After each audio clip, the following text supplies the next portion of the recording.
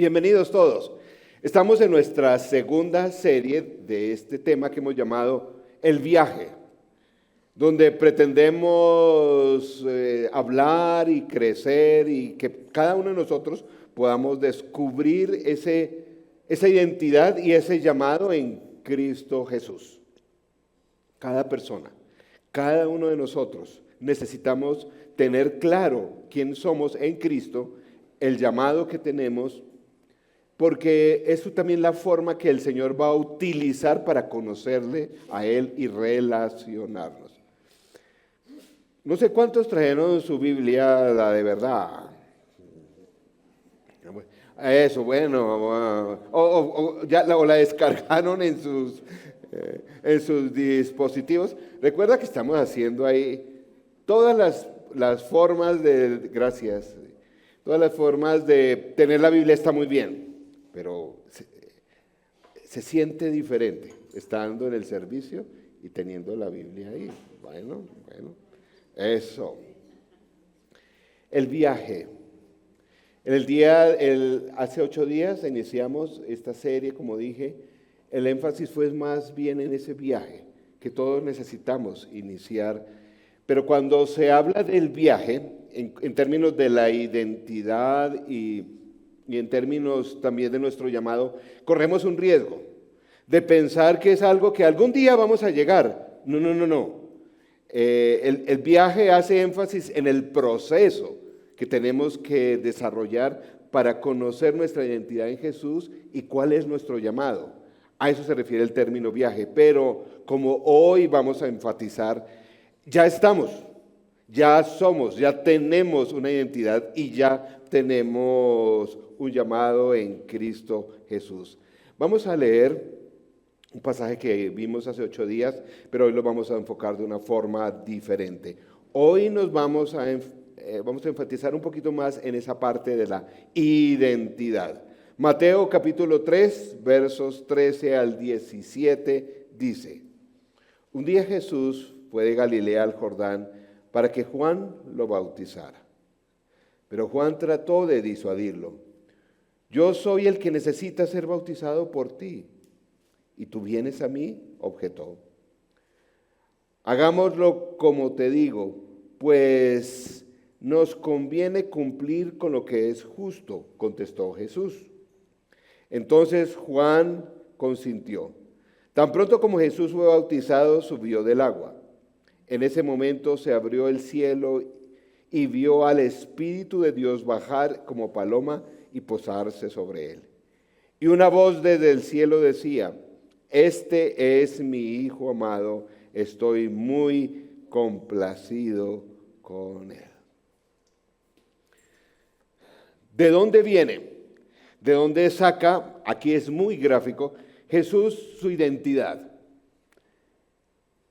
Particularmente, ¿de dónde viene?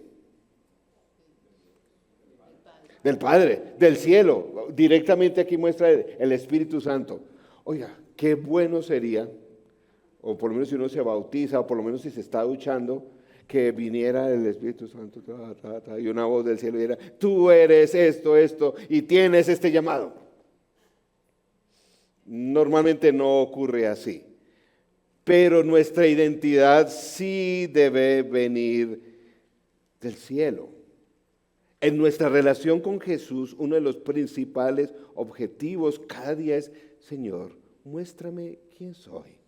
Y de acuerdo a esa naturaleza, ¿cómo puedo obrar en el día de hoy? ¿Cómo esa voz del cielo tiene que darnos a nosotros respuesta a nuestra identidad y a nuestro llamado?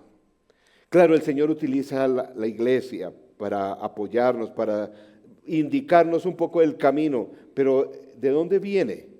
¿De dónde sacas tu identidad y tu llamado? Es muy importante. Y hoy vamos a hacer énfasis en eso, que es esa identidad, ese llamado para tu vida, para mi vida, ojalá sea voz del Padre en el cielo. Pero la mayoría de las personas creyentes andan en la vida de su desarrollo espiritual, pero no necesariamente tienen claridad de ese llamado del cielo, de esa voluntad de Dios para cada uno de nosotros. ¿De dónde sacamos la mayoría de las personas, creyentes o no creyentes? A veces lo sacamos en primer lugar, podemos decir, de nuestra ejecución. Es decir, en este mundo, mucho somos lo que hacemos, ¿o no? Yo soy lo que hago, ¿cierto? Y bueno, en parte sí es así, pero nuestra identidad y nuestro llamado no parte de ahí. Cuando uno está en una reunión, en un consultorio, cuando tiene un viaje largo y si puede hablar con el vecino en el Transmilenio, ¿qué es una de las primeras cosas que uno hace? O pregunta o habla, ¿y tú qué haces? Y de acuerdo a eso, pues uno va viendo si esa persona, ¿cierto? Es muy interesante, pocas veces me ha tocado, pero sí un par de veces, en Transmilenio hay esas personas, sobre todo hay unas damas que le sacan conversación a todos.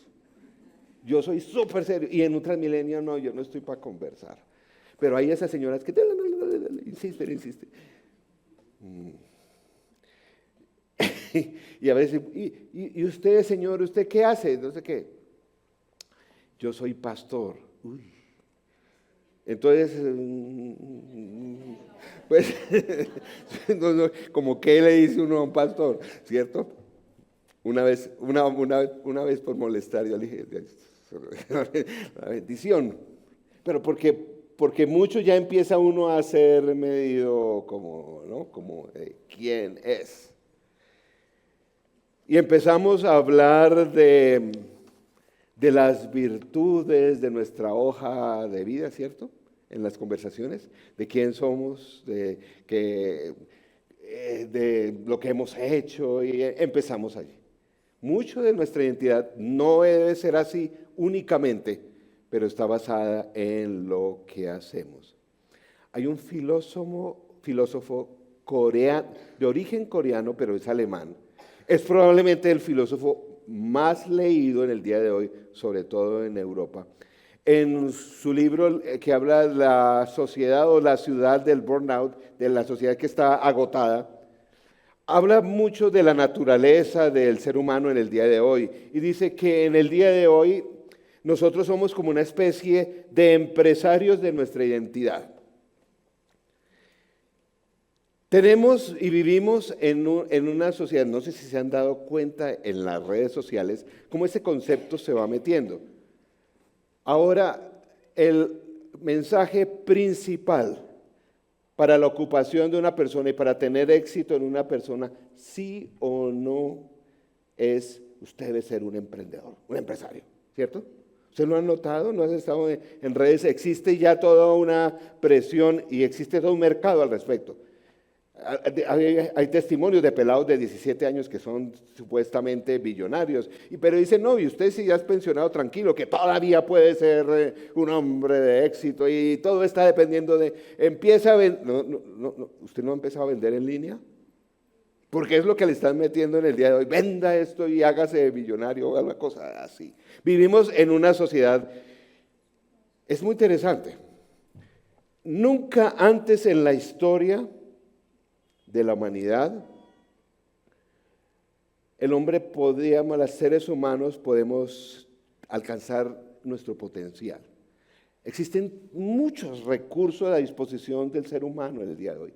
Claro, hay sociedades, hay circunstancias de vida en algunos lugares muy, muy deprimidas, pero nunca como antes. El ser humano puede desarrollarse intelectualmente, físicamente, existe mucha información al respecto. Pero ¿saben? Es también la época donde más enfermedad mental existe. Y es muy interesante, entre más alto es a veces el nivel de desarrollo socioeconómico e intelectual, mayor porcentaje de enfermedad mental. Vivimos en una sociedad, como dice este filósofo coreano, Jung-Chun Han, dice, en una sociedad presa de la inseguridad y de la depresión, de la inferioridad y del miedo al fracaso. Si tú y yo basamos, o nuestra identidad en nuestra vida va a estar en lo que hacemos, ¿qué pasa cuando hay momentos donde parece que no hacemos mucho, cierto? Vienen tantas dificultades. A veces no basamos también nuestra identidad no solamente en lo que hacemos, las posesiones. Es yo soy lo que tengo. ¿Cierto? Y uno dice, ay no, exagerado. No, pues todo a nuestro alrededor nos está moviendo. ¿Y tú qué tienes? En el día de hoy, lo que he visto, lo que publico en las redes sociales, vivimos en una sociedad, y esto no tiene ningún tinte político, pero vivimos en una sociedad, sobre todo en Occidente, muy materialista. Hay que trabajar más, ¿para qué? Para comprar más. La religión del día de hoy se llama materialismo y se llama consumo.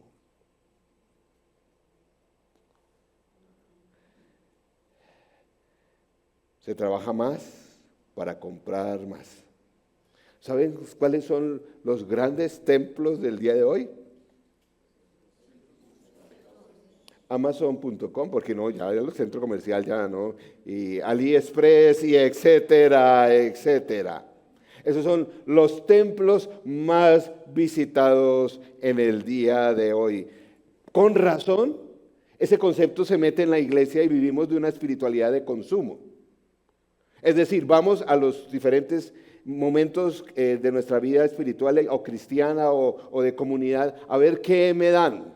Y de acuerdo a lo que, si me gusta lo que están dando, entonces me quedo. Si no, no.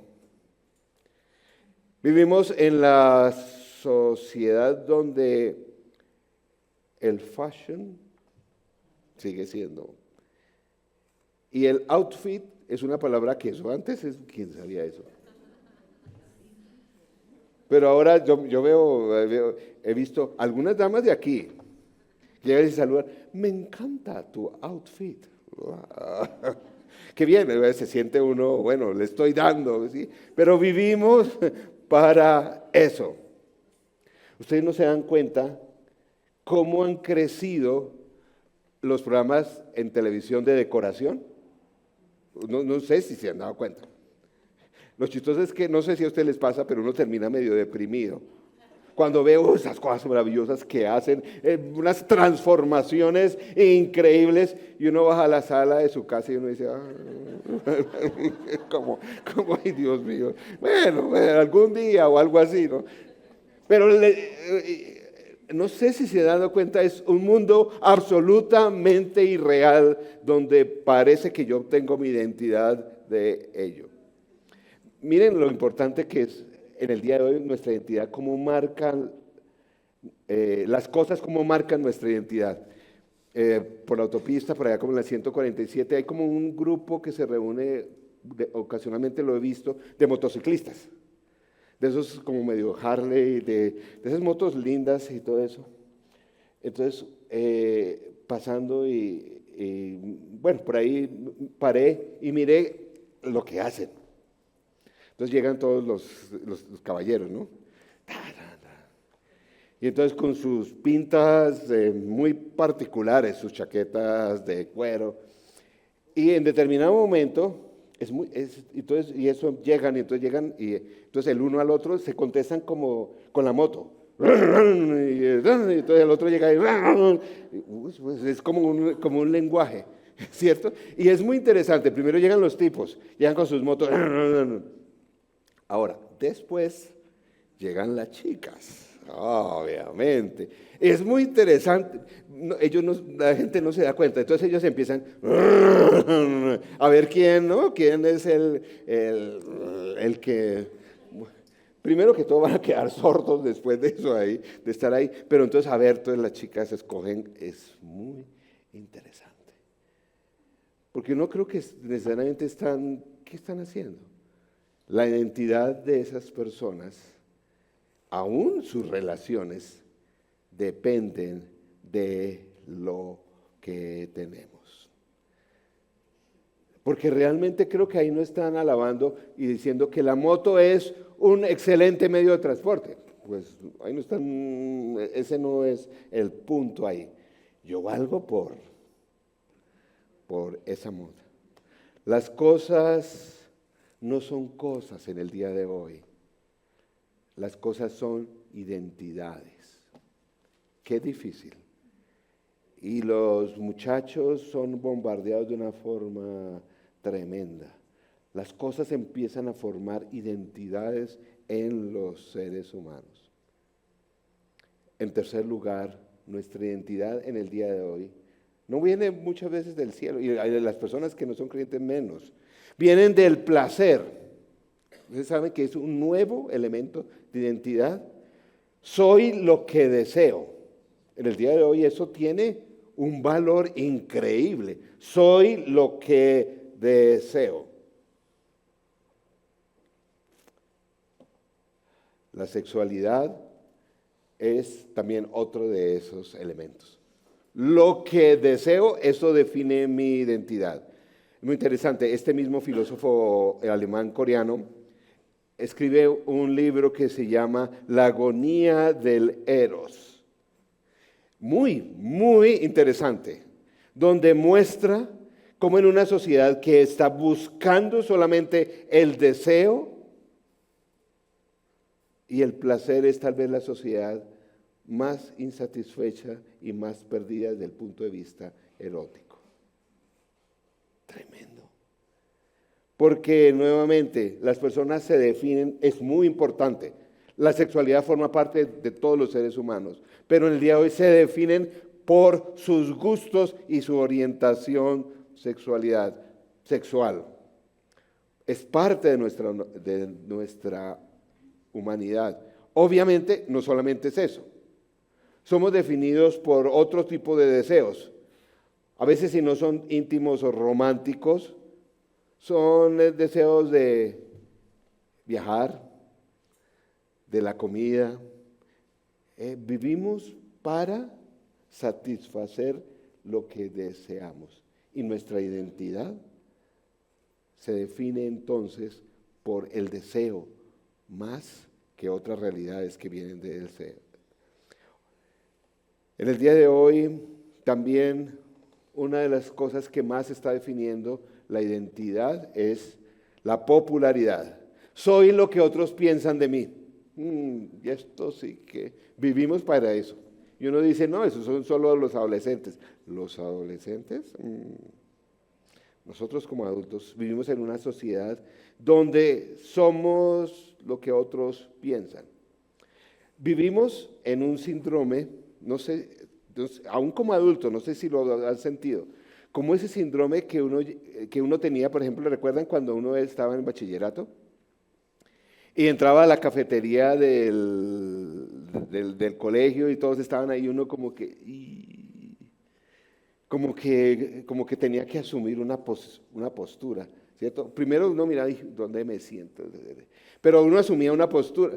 No sé si ustedes se acuerdan de esa época, uno entraba a la cafetería y pensaba, puede ser que era cierto, que todo mundo lo estaba viendo, ¿cierto? Entonces uno tenía que entrar y poner la postura más cool. No sé si llegaron a eso. O bueno, también depende del temperamento. O a veces uno quería entrar y ser invisible, que tuviera ese poder de, no quiero ser invisible. Pero si no era como ese entrar y ¿cómo asumo?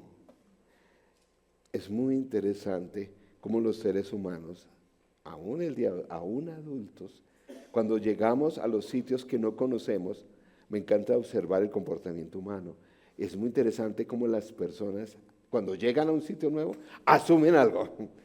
Y todos quieren lucir, wow, como que controlo la situación, esto es algo que lo manejo en cualquier momento.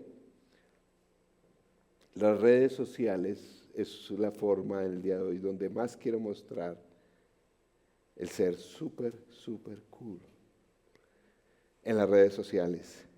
Pero ¿saben qué es esa forma? Lo vivimos todos. Es un deseo que tiene el ser humano interior de ser amados.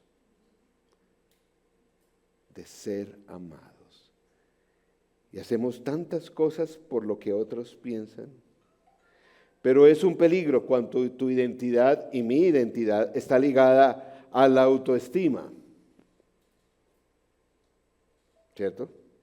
Entonces, yo he encontrado en lugares donde sí digo que soy médico, a veces yo llego y, aún para que me atiendan médicamente, si la señorita que está en recepción digo, no, yo, ¿y el señor qué hace? Yo soy médico. Ah, no.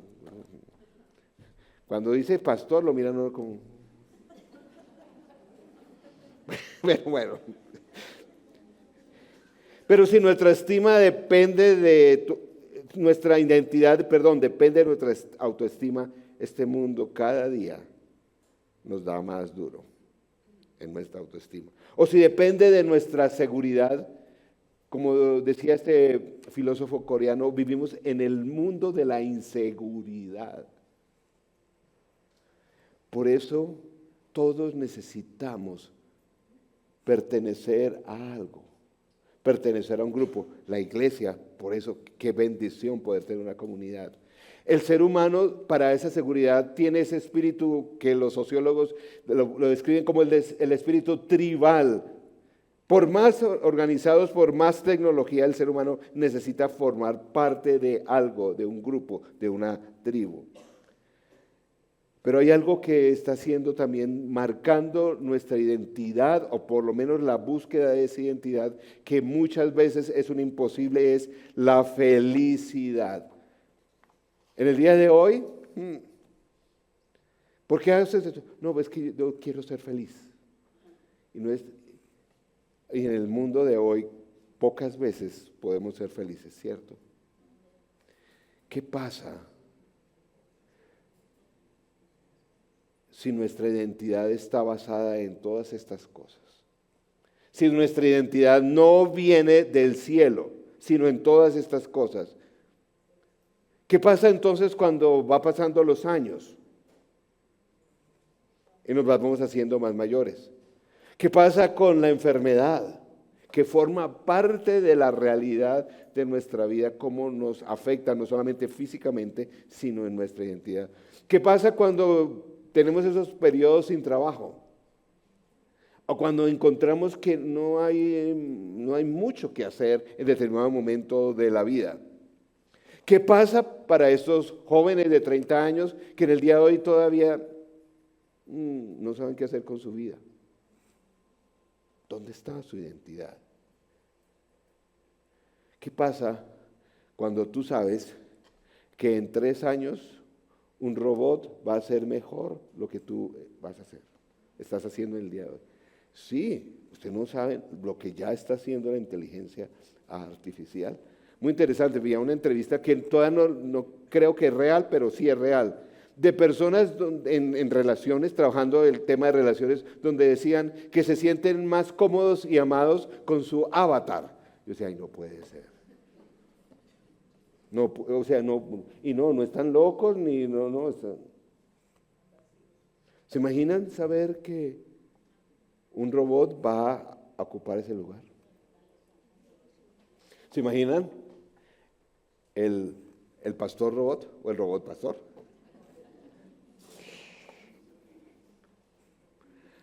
Claro, yo no le calculo que en 3 años va a estar listo ese robot, pero yo creo que me voy a retirar primero antes de llegar a esa condición, porque no me imagino que un día sale ahí un holograma o no sé qué. Una de las tareas más claves en tu vida, en el discipulado, en acompañar a otros, es poder identificar y estar seguros que nuestra identidad venga del cielo, no de la tierra. Este semestre vamos a hablar mucho de algunas prácticas de la vida espiritual. Las prácticas de la vida espiritual son la forma en que nosotros vamos a tener nuestra identidad basada en el cielo, no en las cosas de la tierra. El apóstol Pablo, hay un libro en la Biblia, una carta, de hecho el Nuevo Testamento es mayormente una carta, son cartas. El apóstol Pablo escribió una carta dedicada a este tema que estamos en esta serie. ¿Se acuerdan cuál es? ¿Cuál? Efesios, güey, tenía que ser la esposa del pastor. Ella no vio mis notas, no. Efesios, una carta. Miren, esa es una de las tareas para esta semana. Léanse Efesios, una y otra vez. No podemos pasar sin esa carta del discipulado, el acompañar a una persona.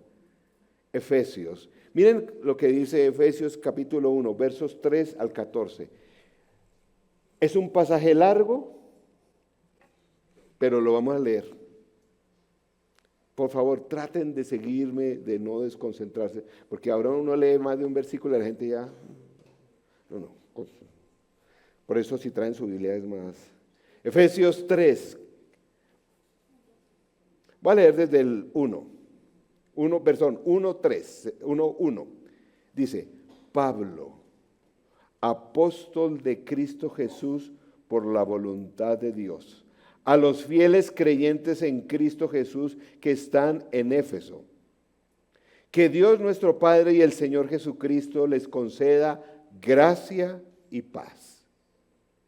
Bendito sea Dios, Padre de nuestro Señor Jesucristo, que nos ha bendecido en las regiones celestiales con toda bendición espiritual en Cristo. Dios nos escogió en Él antes de la creación del mundo para que vivamos en santidad y sin mancha delante de Él. Wow. En amor. Nos predestinó para ser adoptados como hijos suyos por medio de Jesucristo, según el buen propósito de su voluntad, para alabanza de su gloriosa gracia que nos concedió en su amado. En Él tenemos la redención mediante su sangre, el perdón de nuestros pecados, conforme a las riquezas de su gracia, la cual Dios nos dio en abundancia con toda sabiduría y entendimiento. Yo no sabía que tenía todo esto. Él nos hizo conocer el misterio de su voluntad. Vamos a dedicar una sección de estas en esto. Conforme al buen propósito que de antemano estableció en Cristo, para llevarlo a cabo cuando se cumpliera el tiempo. Esto es, reunir en Él todas las cosas, tanto las del cielo como las de la tierra, cuando Él venga por segunda vez. En Cristo otra vez. También fuimos hechos herederos, pues fuimos predestinados según el plan de aquel que hace todas las cosas conforme al designio de su voluntad, a fin de que nosotros, que fuimos los primeros en poner nuestra esperanza en Cristo, seamos para alabanza de su gloria. En Él también ustedes, cuando oyeron el mensaje de la verdad, el evangelio que les trajo la salvación y lo creyeron, fueron marcados con el sello, que es que el Espíritu Santo prometido. Este garantiza nuestra herencia hasta que llegue la redención final del pueblo adquirido por Dios para alabanza de su gloria. Uf. Pues esto da para varios meses de predicación. En Cristo. El apóstol Pablo es el escritor que más menciona este término, en Cristo. Y de los libros, de las cartas que él escribió, donde más menciona en Cristo es en la carta a los Efesios. Vamos a hablar un poquitico de teología. Yo sé que algunos dicen, pero no, hay que leer teología. Hay en teología una parte muy importante de nuestra relación con Cristo que se llama la incorporación o la unión. Quiere decir, ¿qué pasa en la vida de un ser humano cuando Cristo está en él? Aquí esto es muy importante. ¿Qué pasa cuando Jesús está en nosotros? Cuando nosotros estamos en Él. En los evangelios, cuando se habla de Jesús, cuando se habla de la identidad, se menciona a Jesús como el Mesías. El Mesías viene de la palabra hebrea, Mashiach. Oiga, de ahí viene Mejía. A ver, para que vean, eso ahí, raíces celestiales. Es el pueblo de Dios mirando a Jesús con la expectativa de encontrarse con el Mesías, su Salvador. ¿Qué pasa en el ser humano? El escritor, el erudito del Nuevo Testamento, el señor N.T. Wright, escribe, hablando de esta carta: cuando Pablo habla a nosotros como estando en Cristo, el centro de lo que quiere decir es que el rey representa a su pueblo. Tremendo. De modo que lo que les sucede a él, le sucede a ellos. Y lo que es verdad para él, es verdad para ellos. David representaba a Israel. Ya había sido ungido su rey. Y no pasó mucho tiempo después de su victoria, antes de que la gente se diera cuenta que él era quien guiaría a Israel hacia el futuro de Dios. Así que con nosotros Jesús ha ganado la victoria decisiva sobre el enemigo más antiguo y oscuro de todos. Y si estamos en Él, en el Rey, en Cristo, lo descubriremos paso a paso. Ya vamos para allá. Esto quiere decir, lo que en Cristo ocurrió y lo que Cristo es, también al estar en Cristo somos nosotros. Este pasaje habla, ¿se acuerdan de la historia de David y Goliat? Hay gente que en el día de hoy ya nadie no sabe quién es de David y Goliat, pero ustedes sí, ¿cierto? Allá en casa también. Bueno, un detalle geográfico que no nos damos cuenta. El sitio donde David venció a Goliat, en el campo de batalla, si uno sigue unos kilómetros más allá, está el pueblo donde nació David. Ahora, un poquito más allá, o toda esa zona, es la zona donde está la tribu de donde viene David. ¿Cuál es? La tribu de Judá. Y de ahí pues está todo Israel. No lo vemos en la historia a veces tan fácil. Si David hubiera perdido la batalla o ese combate con Goliat, ¿cuál era el pueblo que primero iban a destruir? El que seguía ahí, su pueblo. ¿Quién era la tribu que más iba a estar afectada? La tribu de Judá. ¿Qué nación iba a quedar presa de los filisteos? Todo el pueblo de Israel. Pero como fue una victoria, la victoria del rey fue una victoria de su pueblo, de su tribu y de toda una nación. Este concepto es muy importante. Al mirar el Mesías, al mirar a Jesús y nuestra interacción con Él, quiere decir que esto es victoria, esta naturaleza, esta realidad que es Jesús, está en nosotros y forma parte de nuestra identidad. Uno de los teólogos más influyentes del siglo pasado, del siglo XX, finales del XIX y del XX, realmente de este tema, quien más ha escrito, el señor, ya muerto hace años, el señor Karl Barth, un teólogo suizo. En su teología, Barth enfatiza que la verdadera identidad del ser humano se encuentra en unión con Cristo. Según Barth, a través de la encarnación, muerte y resurrección de Jesucristo, la humanidad se reconcilia con Dios.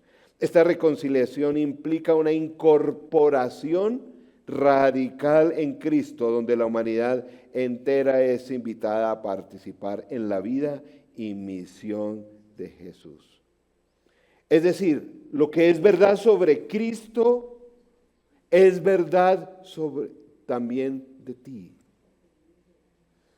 Dios, a ver, ustedes no han escuchado, porque en la iglesia, aunque no lean mucha teología, sí hay teología. Ustedes no han escuchado esa expresión que dice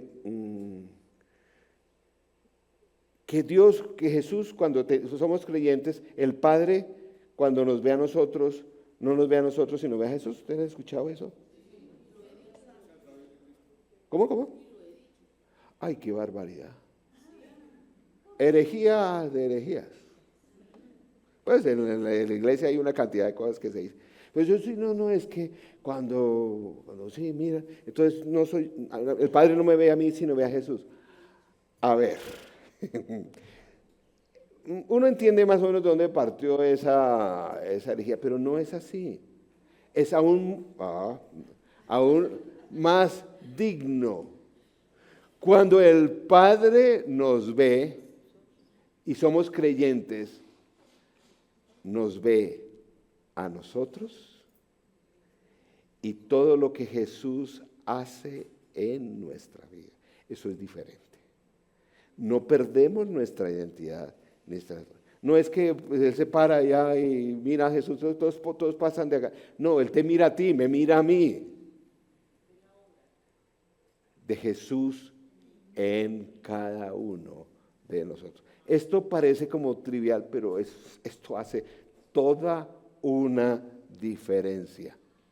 Él ve a Jesús también en mí, pero también ve mis problemas, mis pecados, mis limitaciones. El Padre los ve como somos en medio de nuestro pecado. Sí, porque Él no está diciendo, porque la otra forma es como que no, usted no ve el pecado, sino no, nos ve, nos ha rescatado. ¿Qué ve el Padre?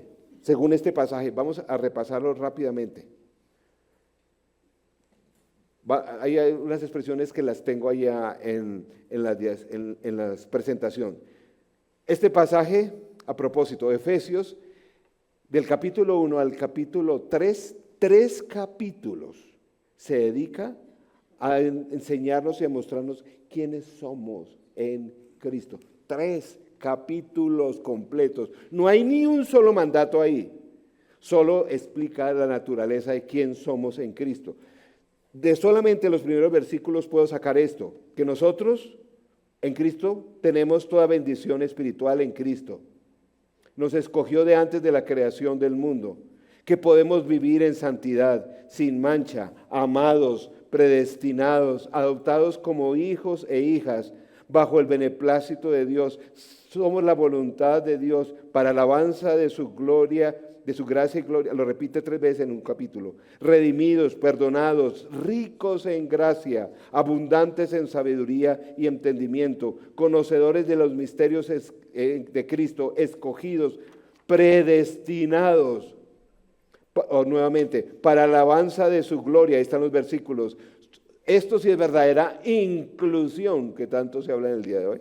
Esto sí es verdadera inclusión. Salvos, sellados con el Espíritu Santo, posesión de Dios. Tremendo. Tú y yo. Pero si están despiertos, espero que hayan pensado lo siguiente. Un momentico, todo eso, pero Juan, voy a ser bien directo, pero todos tenemos dificultades. Pero Juan, si la semana pasada, yo dije más de 5 o 10 mentiras.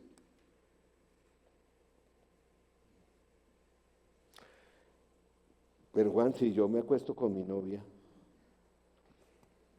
y todo esto, y soy creyente, pues estoy hablando creyente, ¿no? Es más, y no seas, pues es la realidad de la vida. Si Juan, hoy estoy aquí en la iglesia, pero ayer por la noche estuve viendo porno.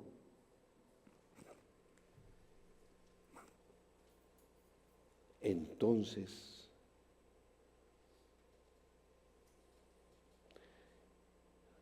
todas estas cosas, pero en mi trabajo me pagan es por torcer la contabilidad. Y entonces, todas estas cosas, ¿qué dice la palabra que soy en Cristo? ¿Qué?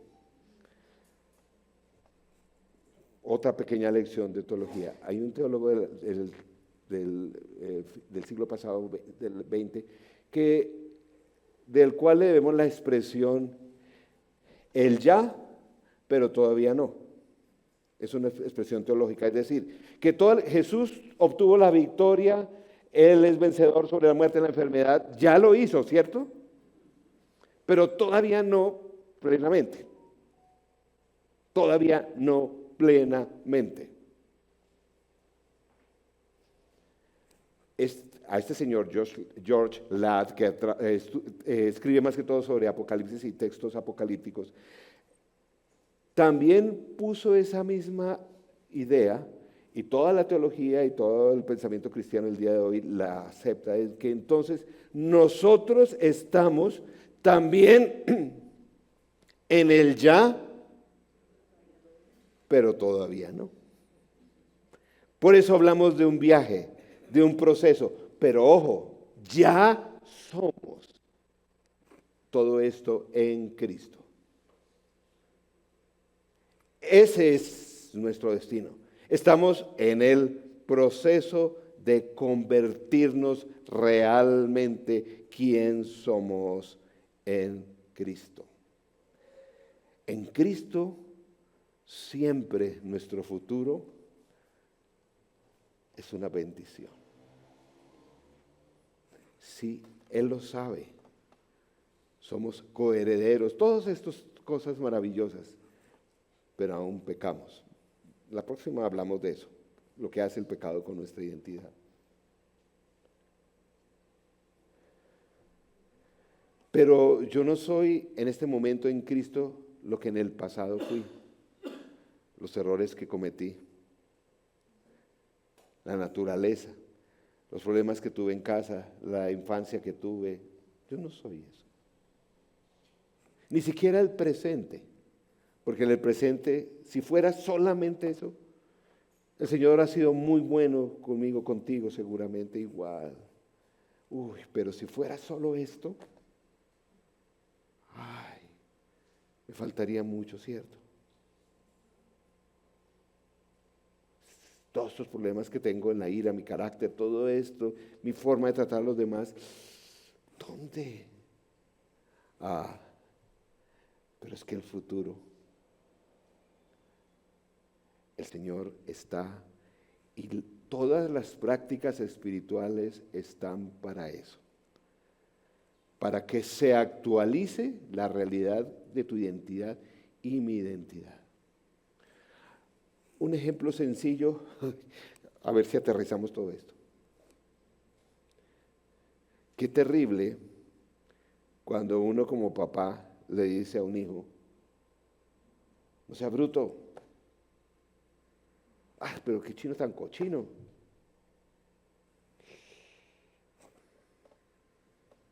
No, pero eres muy desobediente.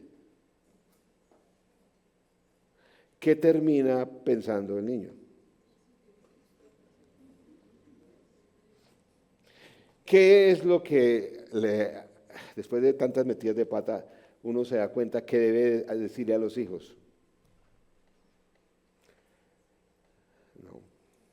No estudiaste para tu prueba de matemáticas y no te fue bien. Tú no eres bruto para matemáticas, ¿cierto? Nuestro Padre Celestial, ojo, esto es definitivo, definitivo. Nunca te va a decir a ti y a mí, pero ¿cómo eres de bruto? ¿Cómo es de salvaje? ¿Cómo es que eres una persona lujuriosa, mentirosa? Jamás. ¿Por qué? Porque en Cristo no lo soy. Toda la palabra, toda la identidad que está en el texto bíblico es para que entendamos, porque tal vez nuestro padre o nuestra mamá o la sociedad que nos cuidaron, la educación nos muestra que somos limitados.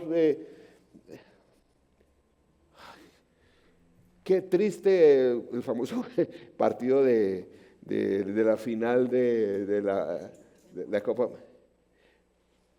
Pero para mí más triste ese no sé, cosa rara que tenemos los colombianos, cuando se colaron por ahí y armaron todo ese desorden. Qué triste que la gente, inclusive nosotros, dijéramos, pero ¿qué más se podía esperar? No es así. ¿Quién dijo eso? A veces sentimos, tú y yo, el problema de la identidad tuya y mía es que a veces sentimos que tú y yo nos decimos, yo a veces me digo, pero ¿qué más se puede esperar de usted? No. Nuestro Padre Celestial nos dice a ti y a mí, no, tú no eres una mentira. Tú no eres mentiroso. Tienes problemas con la mentira. ¿Por qué? Por tu inseguridad, por eso, en fin. Porque en Cristo tú eres diferente.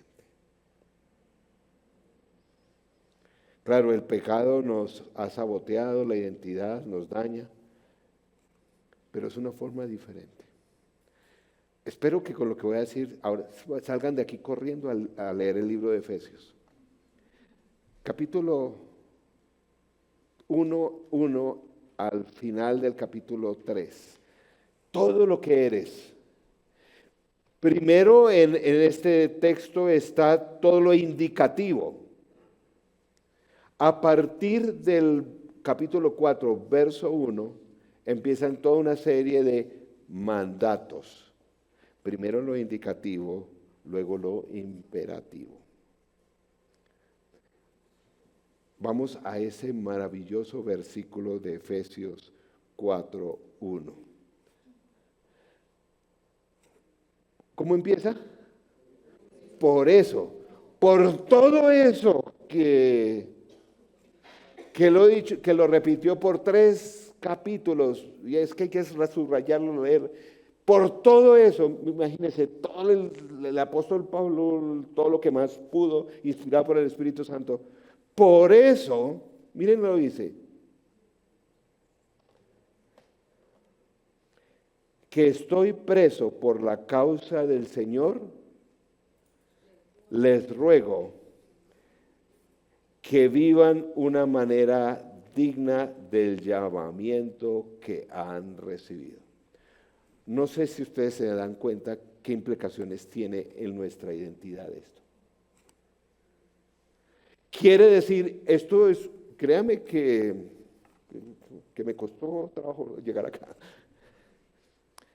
Nosotros pensamos que la ética cristiana es una serie de normas y que más cumple, no es, pues está mejor, y que no cumple lo castiga.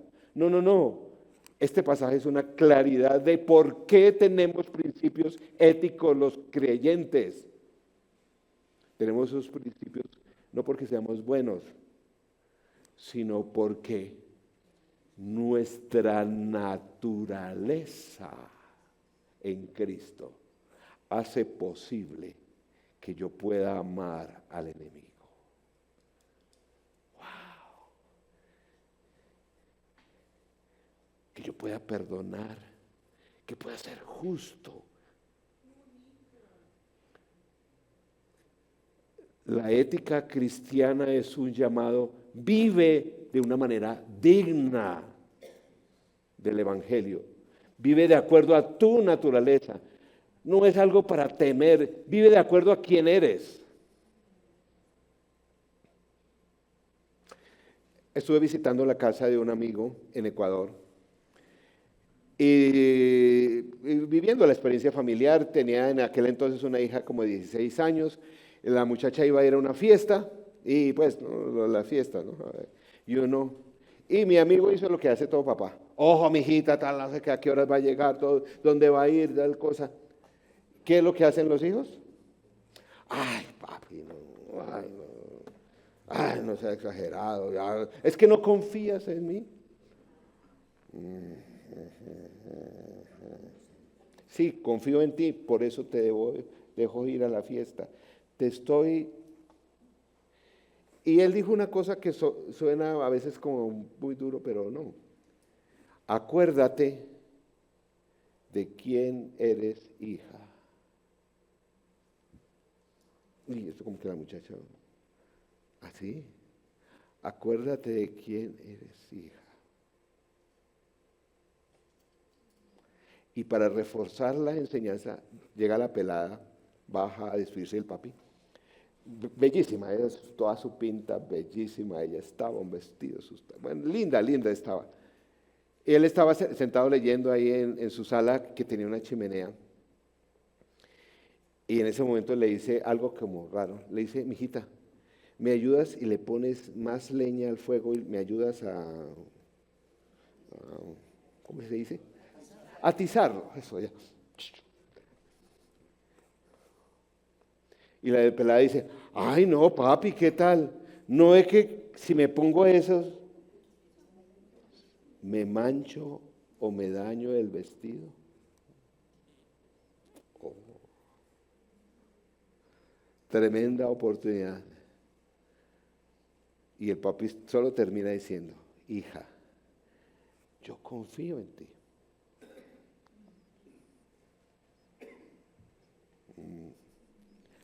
Ese es nuestro Padre Celestial.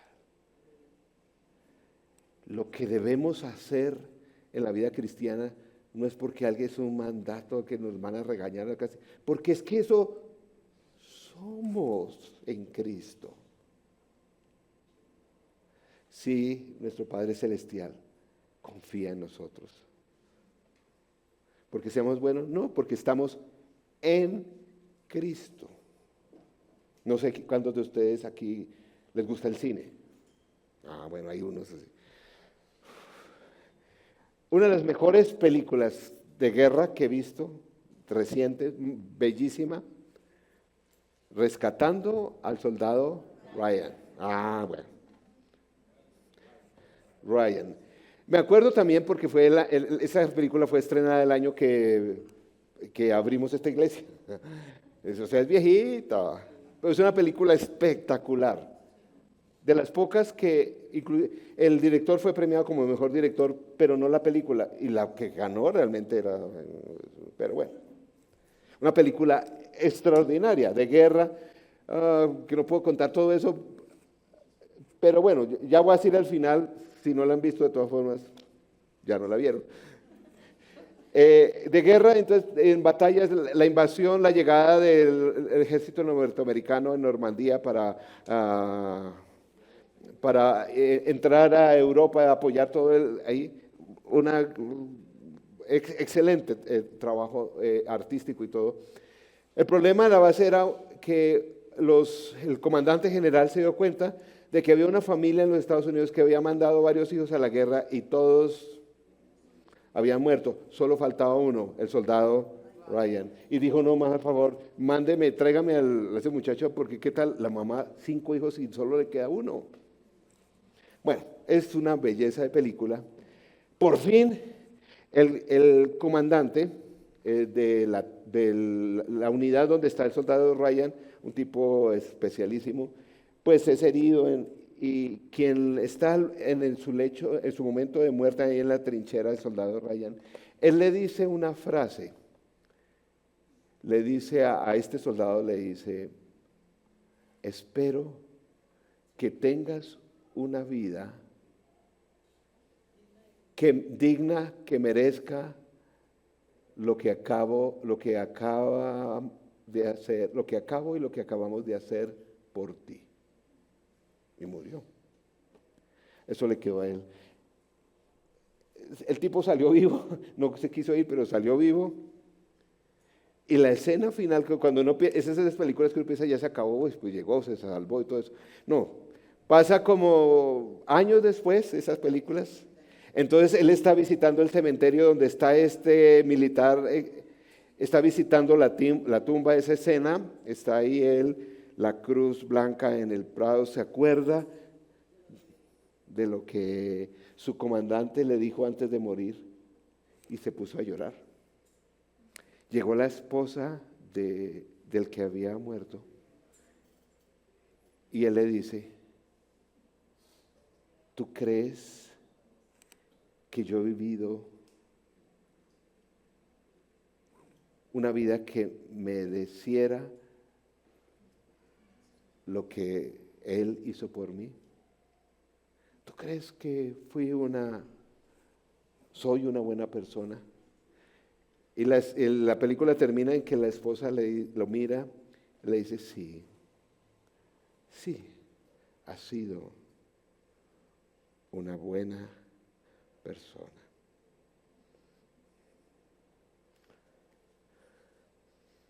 Pero saben que la vida cristiana no es eso.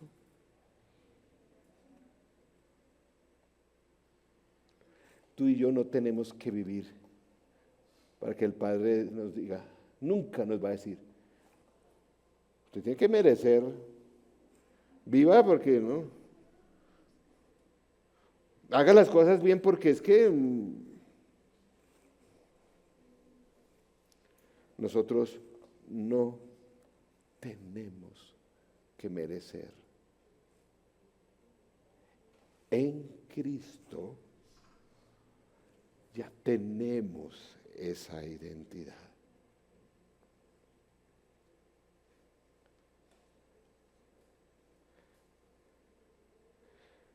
Qué sanador es cuando uno ha escuchado de sus padres, sobre todo en momentos de fracaso, cuando un papá le dice a un hijo, no, tú no eres esto. Conocí a uno que con su hijo le dijo, el pelado a duras penas podía poner una oración junta, pero a él le gustaba escribir, pero encontraba cómo expresar. Y perdía español y todo. Pero su mamá y su papá le dijeron, tú vas a ser un excelente escritor. Y vamos a estar presentes cuando publiques tu primera novela.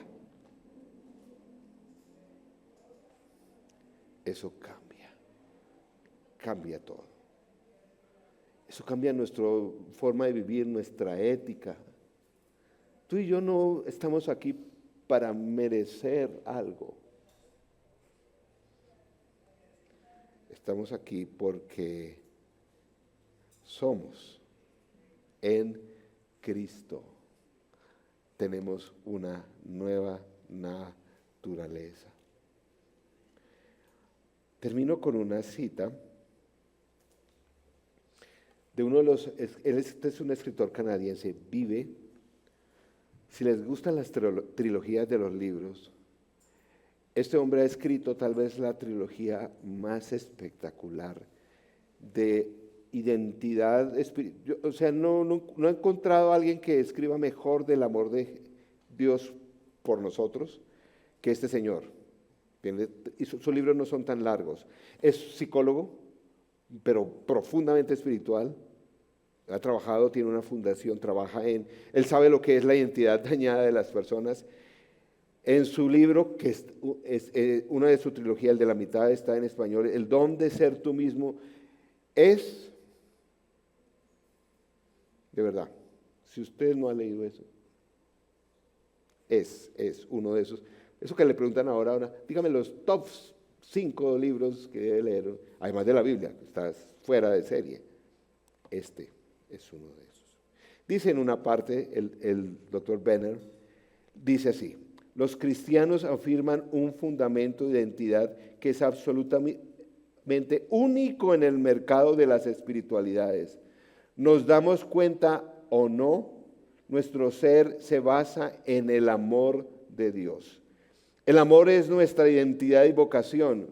Empezamos con el conocimiento que somos profundamente amados por Dios.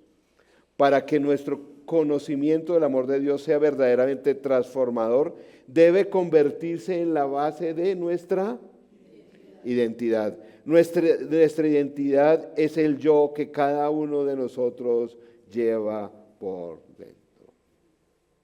Su último libro, que no está esa Trinidad, se llama, lo publicó el año pasado, Soy el amor que fluye a través de mí. Ese texto dice todo.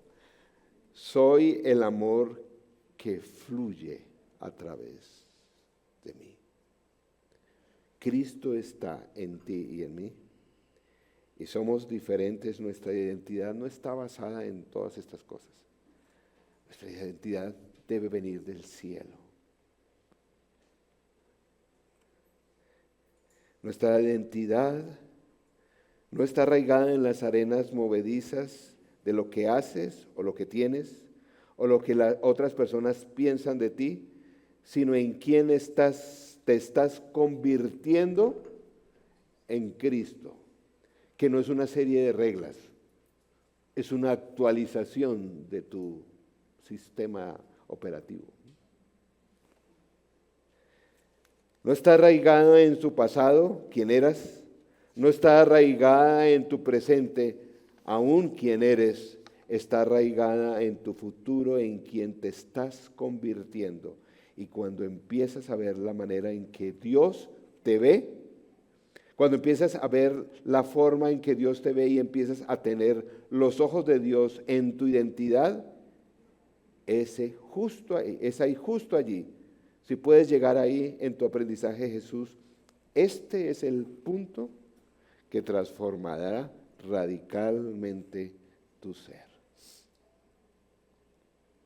Las personas no cambian por obligación,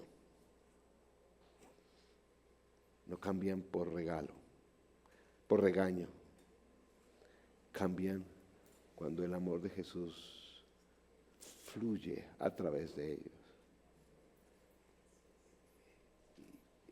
Y empiezan a vivir esa nueva naturaleza. La ética del creyente no es una ética de la ley, es una ética de la transformación. ¿Cómo cambia esto también nuestra forma de ver el otro?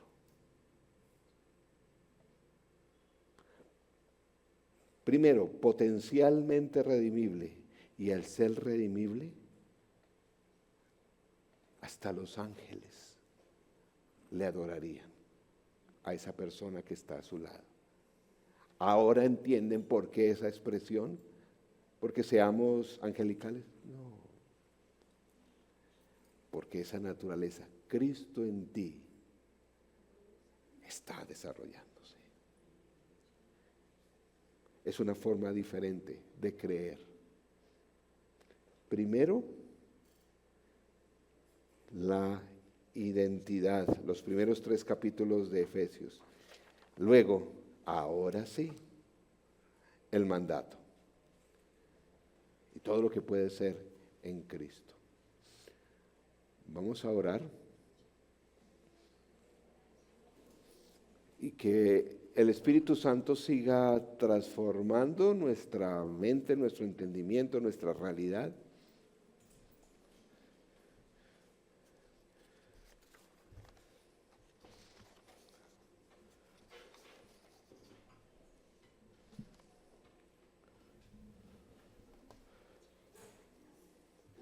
Les ruego que vivan de una manera digna del llamamiento que han recibido.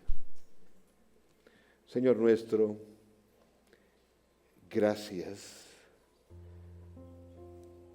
Pasamos a veces tan rápido en lo que implica tener una relación contigo,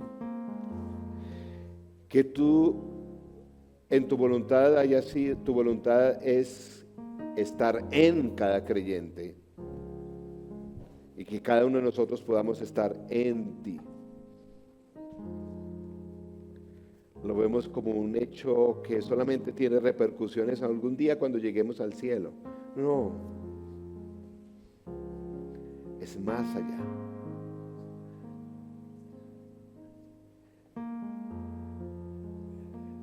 Gracias que en ti somos perfectos, como dice tu palabra, sin mancha, amados, adoptados, del beneplácito de Dios, redimidos, perdonados, ricos en misericordia, escogidos, incluidos, salvos, sellados, posesión de Dios. Señor, rogamos que esta semana, en tu presencia, podamos vislumbrar esta realidad.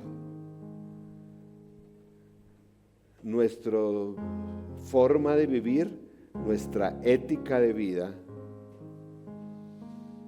no es una respuesta a unas normas. Es la actualización de una identidad nueva en ti. Ayúdanos esta semana, en todo lo que podamos, a vivir de acuerdo a esa realidad nueva. Señor, gracias que es una bendición, son buenas nuevas de salvación. Por tu gracia, tú nos das esta nueva identidad. Te rogamos que nos ayudes a vivir en el diario vivir, no solamente el domingo en la iglesia, esta realidad, que nuestra identidad está basada o depende del cielo, no de esta tierra. Señor, ayúdanos a encontrar esa libertad y esa profundidad que hay en ti. En tu nombre oramos, dándote gracias. Amén y amén. Puestos de pie, vamos a alabar a nuestro Dios.